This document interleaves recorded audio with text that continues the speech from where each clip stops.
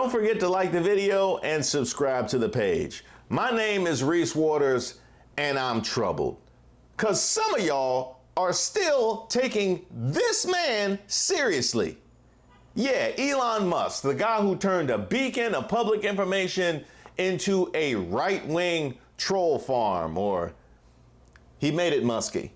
It's very musky. It is very, very musky over there. That's why I keep my distance.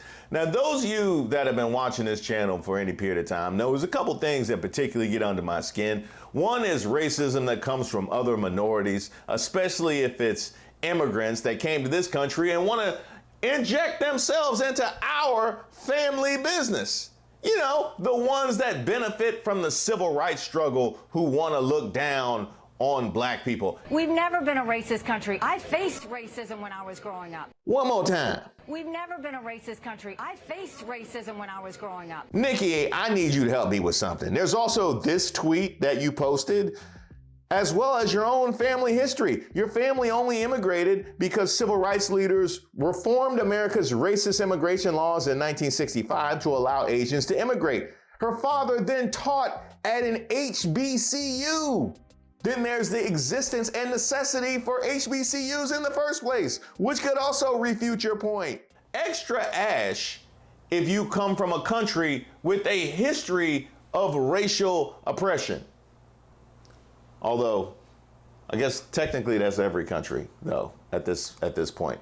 The second thing that ashes my elbows, people born into wealth who use the gains of their hard-fought, birth to subjugate others. The kind of person that's born on third base and act like they hit a triple, and it is your job to carry them home. Well, congratulations, Elon Musk. You are 2 out of 2, which makes you a natural first recipient of my first, are we calling it garbage person award? POS award? Dirtbag of the week? Is it the week of the week?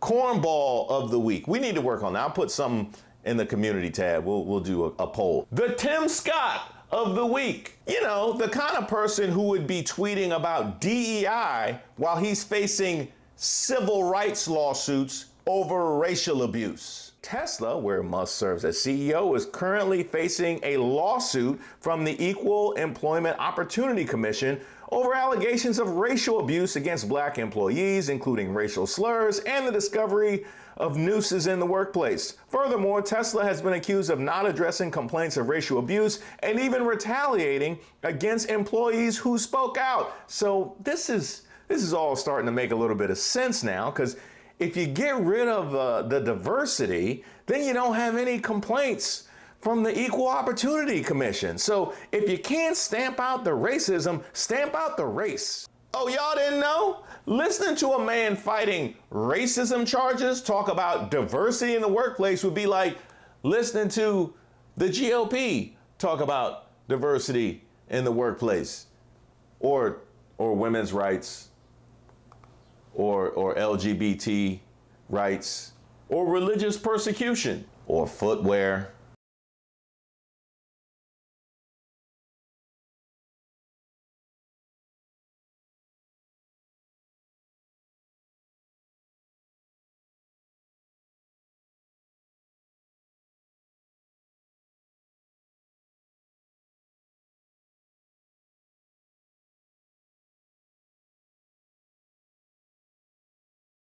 Especially haircuts. Now, I will give credit where credit is due. Elon Musk is a groundbreaker.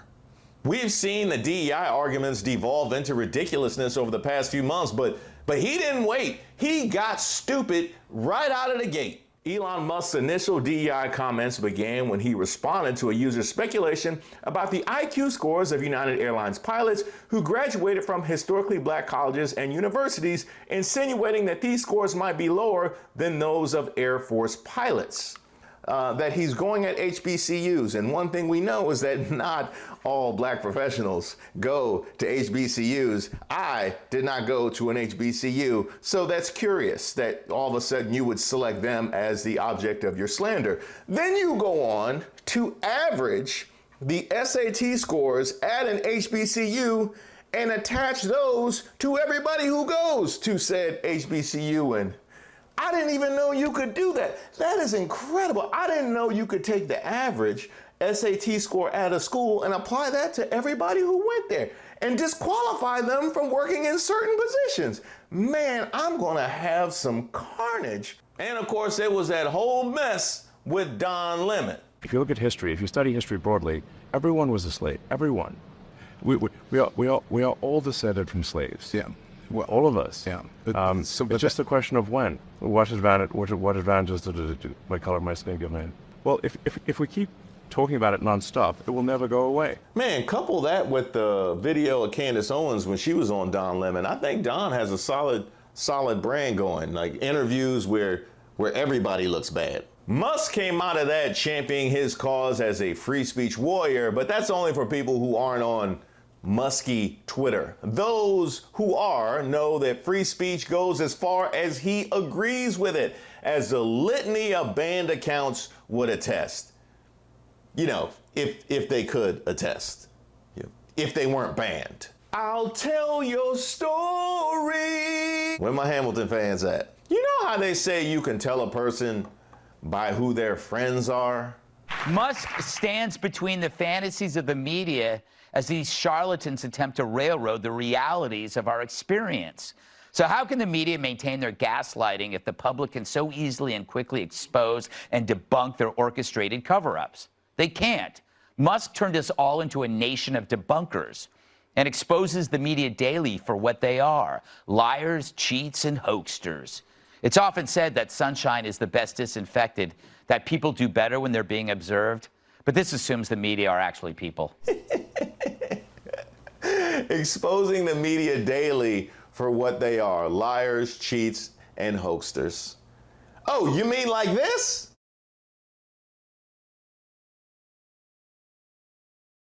It's too easy. Now, what would this champion of exposing media be if he didn't start the Harris-Trump showdown with a little disinformation, huh? The man exposing the liars and hoaxsters. How about a fully AI-generated video attacking Kamala Harris?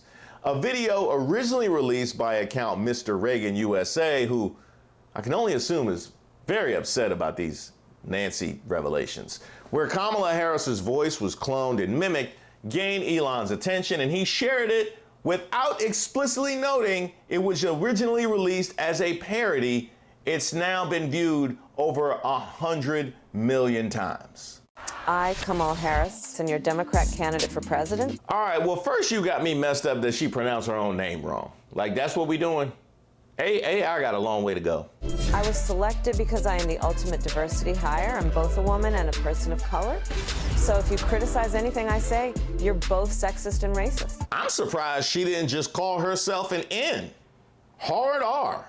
I take insignificant things and I discuss them as if they're significant. And I believe that exploring the significance of the insignificant is in itself significant.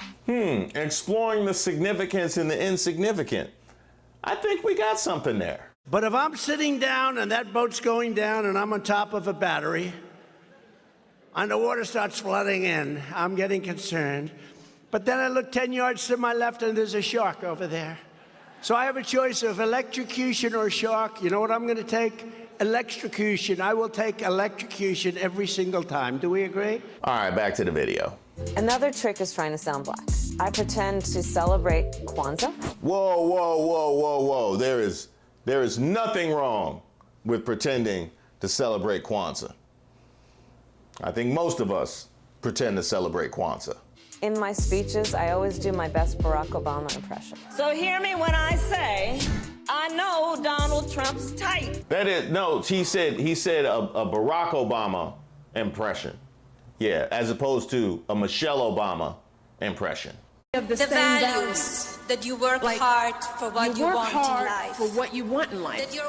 That your word is your bond, that you do what you say you're going to do. Keep your promise. That you treat people with dignity and respect, because we want our children and all children in this nation to know that the only limit to the height of your achievements is the reach of your dreams and your willingness to work hard for them.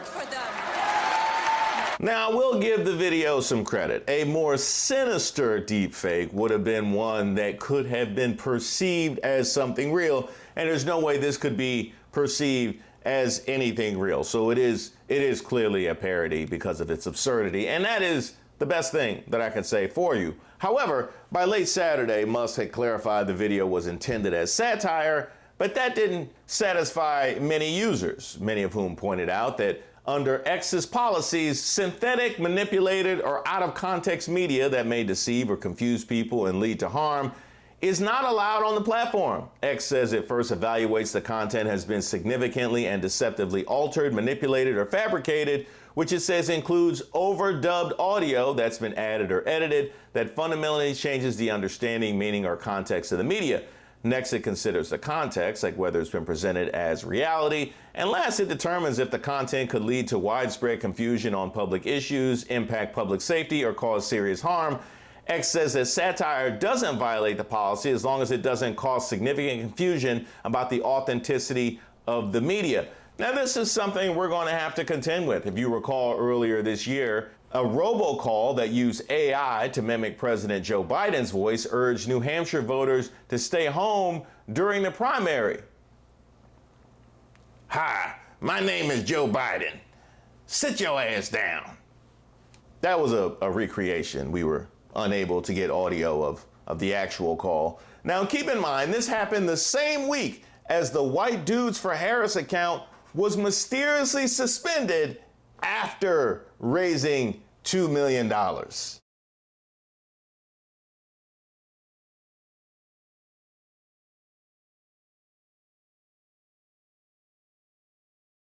Now, what did they get suspended for? Violating our rules against evading suspension.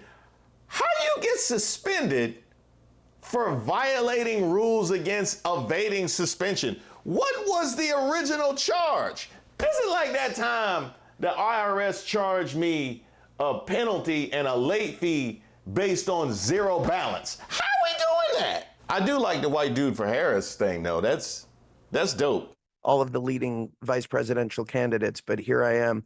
Also, quick observation, they have Kid Rock, Kevin Sorbo, and a dolphin aficionado, and we have the Hulk, Samwise Gamgee, Luke Skywalker, and Mayor Pete just on this Zoom. That's pretty damn cool. I'm sorry, did you say Hulk?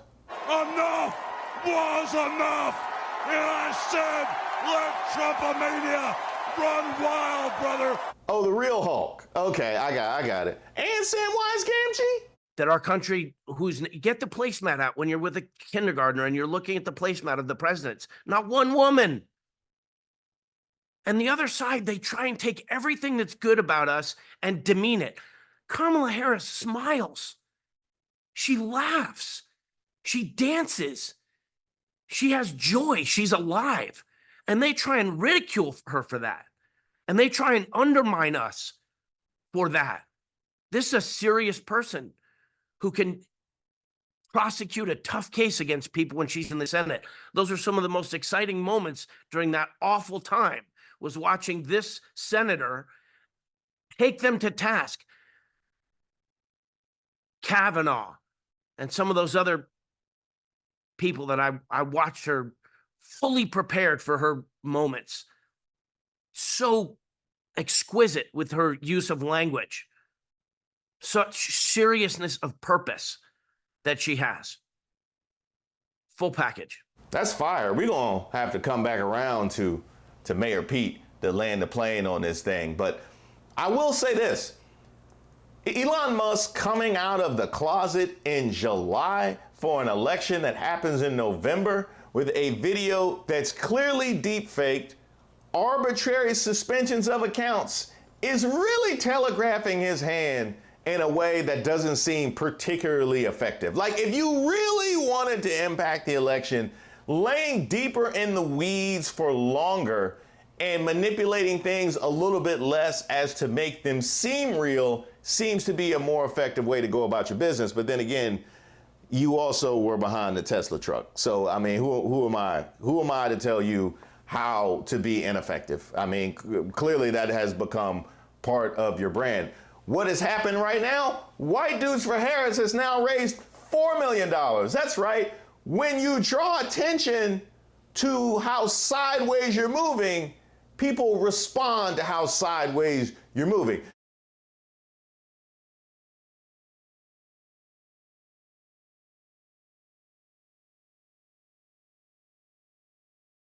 It also is going to discourage any like-minded individuals from continuing to engage on musky Twitter. So you've made things just a little bit too hot for you to manipulate moving forward. However, that wasn't good enough for Gavin Newsom, who, by the way, is currently in the running for Kamala's VP. He weighed in threatening legislative action, saying, manipulating a voice in an ad like this one should be illegal. I'll be signing a bill in a matter of weeks to make sure that it is. To which Elon responded,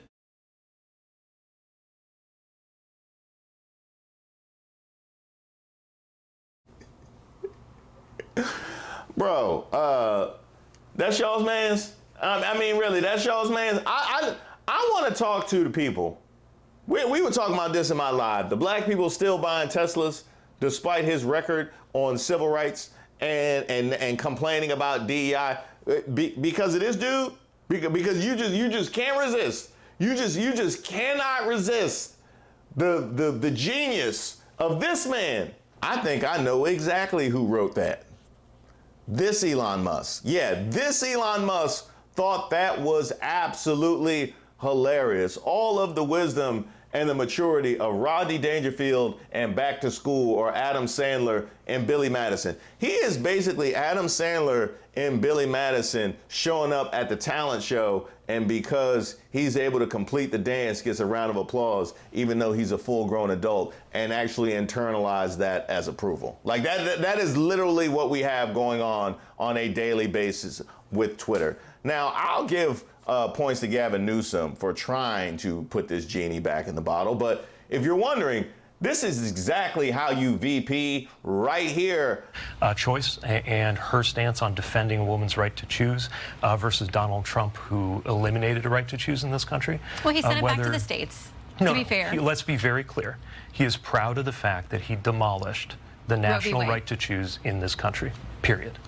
But there are states that are figuring this out. I mean, there are some that are, I mean, it's nearly impossible, a 6-week ban or less. But there are others, there are states in this country that allow no restrictions up until the due date of a child. There was a national right to choose in this country, law of the land, for 50 years, which the vast majority of Americans believed was the right thing to do.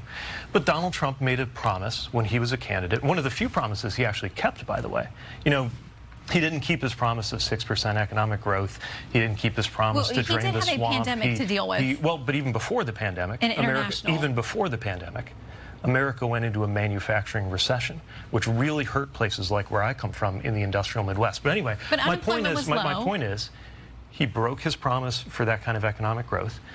He broke his promise to pass an infrastructure bill, right? He said he would do that. He failed to do it.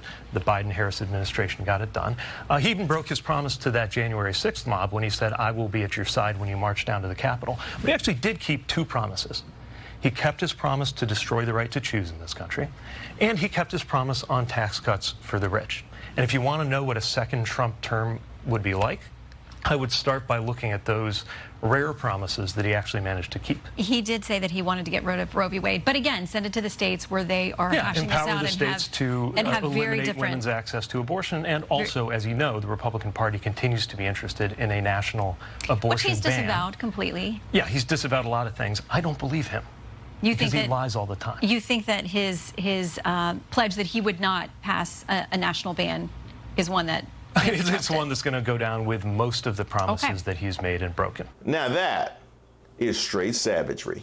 By the way, I have an email list that I maintain, and I have a newsletter that I send out periodically as well. I would love for you to get on my email list. Feel free to shoot me a message at reese.waters@gmail.com. That's ReeseWaters@gmail.com. And the same goes if you have any suggestions for videos, if you have any nominees for Racist of the Week, if you have something that you are troubled by, or you just want to throw me a kudos, feel free to email me. I don't always get a chance to look at all of the comments, but I definitely look at all of the emails and I respond.